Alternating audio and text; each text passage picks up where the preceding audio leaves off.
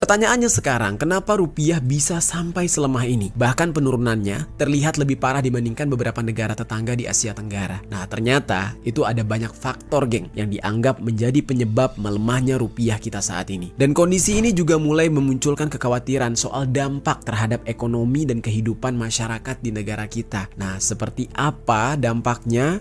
Kita bakal bahas faktor dan dampak mata uang rupiah yang mulai melemah.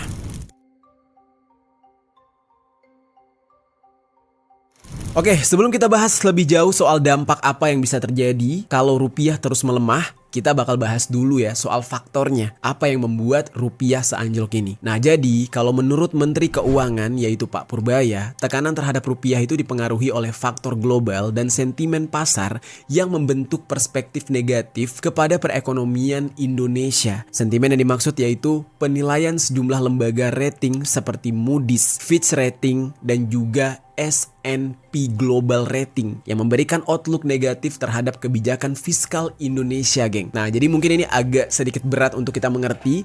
Nah, gue jelaskan sesimpel mungkin ya.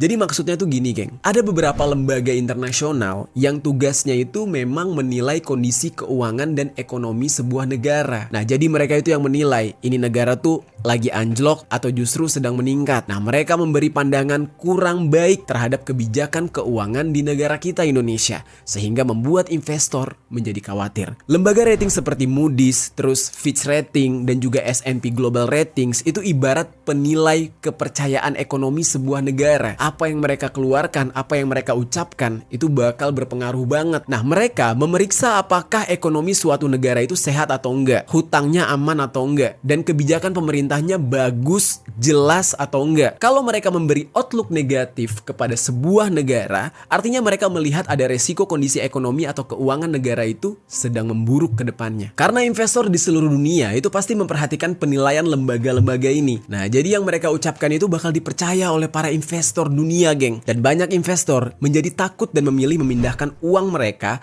ke aset yang dianggap lebih aman, seperti dolar Amerika Serikat salah satunya. Akibatnya, rupiah jadi melemah. Jadi investor-investor itu tidak mau menyimpan atau menaruh uang mereka di negara yang menurut mereka sudah mulai nggak jelas kebijakannya, hukumnya, dan lain-lain.